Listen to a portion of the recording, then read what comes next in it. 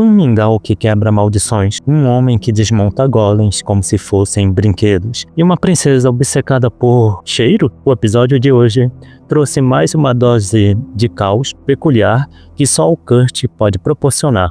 Vamos recapitular. E aí, pessoal, beleza? Seguinte, peguei pra ver o episódio novo e ele já começou quente. Logo depois daquela conversa no final do último, lembram? A Ofélia tá lá contando pra Yulisha a última do Kurt. Sim, aquela que o cara simplesmente quebrou uma maldição pesadíssima na princesa Liselotte, fazendo um simples mingau. Sim, amigos, um mingau. A Yuli tá... coitada, ela tá confusa, tá chocada, tá quase surtando, tipo, como assim esse cara fez outra coisa absurda e eu não tava lá pra ver? É sempre essa reação quando se trata do protagonista, né? Bom, depois desse susto, a conversa vira sobre quem tá por trás do plano para acabar com a princesa. Começam a levantar suspeita, um general, um bispo que já tem aquela cara de vilão. Não tem como não ser esse cara. Olha esse rosto dele. Olha esse rosto dele. Você vai falar, mas Kurama, não é bom julgar um livro pela capa. Sendo sincero, você seria coroinha desse cara? Tu ia ser coroinha desse cara? Seja sincero aqui. Tu não ia ser coroinha desse cara. Tu ia pular fora. E eu ia te apoiar. É capaz de você virar ateu, mas tu não ia confiar nesse cara. Seria bem foda se não fosse ele e eu tivesse tudo super enganado e esse cara é mó gente boa. Mas eu não acredito muito nisso. Mano. Ele tem muito cara de vilão. E a outra pessoa que elas suspeitam é de uma das rainhas. Sim, pelo visto tem mais de uma rainha. A ideia aqui é que só alguém de dentro do palácio conseguiria fazer a maldição. E aí, para pegar o traidor, eles bolam um plano. Vão criar um ateliê falso com um mestre que não existe para atrair o culpado. Sem mencionar que, como a princesa completou 15 anos, ela tem que sair pelo mundo e treinar. Então essa é a chance perfeita. Só que o mestre não pode ser alguém conhecido do castelo, senão o verdadeiro culpado vai desconfiar e vai acabar investigando muito rápido. Então elas preferem escolher alguém diferente, alguém que está por fora do radar, ou seja, o nosso menino Kurt. As meninas até mostram para Ofélia um cristal que ele fez, e ela fica super impressionada com a habilidade do garoto. Enquanto isso, nosso menino Kurt, o nosso MC,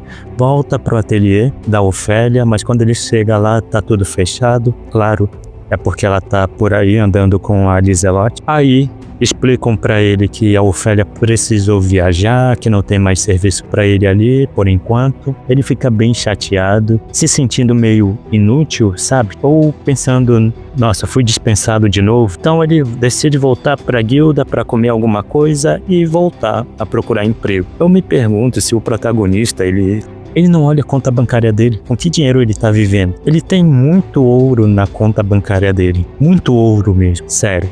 Pra caramba, ele é praticamente rico. Ele não olha essa conta dele, da onde é que ele tá tirando o dinheiro. Tipo, ele fez aquele trabalho pra Yulisha, ela depositou o dinheiro na conta dele. Ele não chega lá e pensa, deixa eu ver quanto é que eu tenho na minha conta para saber de quanto eu tô precisando. Ele é bem despreocupado nessa parte. Ele se preocupa mais em conseguir emprego para ganhar dinheiro, mas não se preocupa quanto dinheiro ele tem. Então, ele acaba escutando uma discussão de um grupo de aventureiros. Eles estão com um problema. O carregador deles ficou doente bem no dia da missão. O Kurt sempre prestativo e precisando de algo para fazer, ele se oferece para ir no lugar. Ele avisa logo, gente, eu não sei lutar, sou fraco, mas sou forte pra caramba. E claro, o pessoal olha pro corpo do Kurt, olha pro olho do protagonista e pensa, não tem como esse cara ser forte. Então ele decide demonstrar com os seus músculos, claro.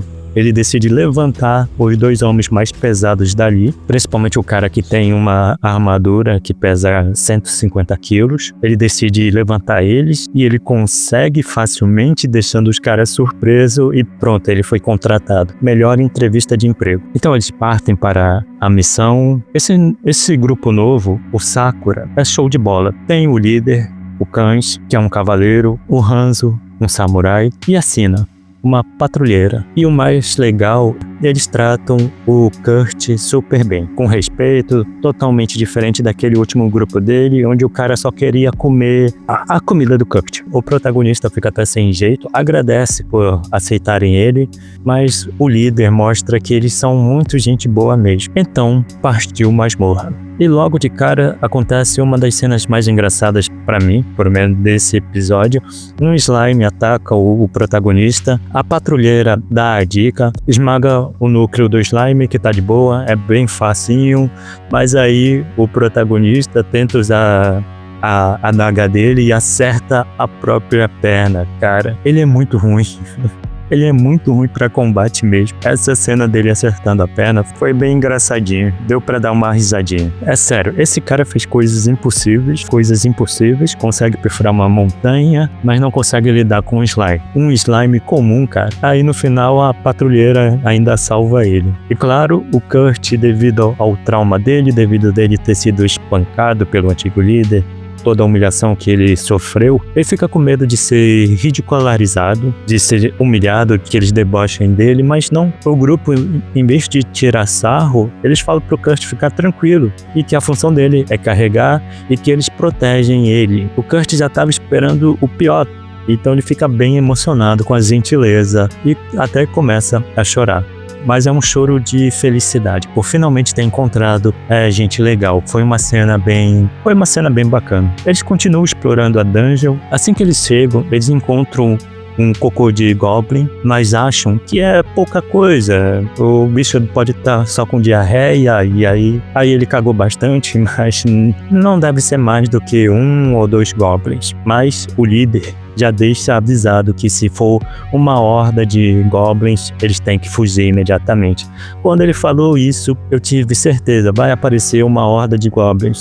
Não tem só um Goblin cagão aí não, vai ter muito mais por vir. E o que vocês acham que acontece? Eles encontram um Goblin, eles eliminam ele muito fácil, mas o Goblin, além de cagão, ele grita bastante e isso chama a atenção de toda a horda de Goblins que tem naquele local. Sim, eles estão cercados. O protagonista encontra uma passagem secreta, então a coisa fica séria. O líder, ele toma uma decisão difícil, manda só o protagonista e a irmã dele entrarem na passagem. Ele e o Hanzo ficam para segurar os Goblins. Uma cena de sacrifício mesmo. O protagonista fica arrasado. Ele nunca imaginou que alguém faria isso por ele. Ele nem sequer pensou que alguém pensaria nele como um amigo. Então, a patrulheira, ela usa uma magia para iluminar o local, mas aí é outra situação para ficar desesperado. Eles dão de cara com um golem dragão de ferro, um guardião super perigoso. Enquanto isso, na cidade,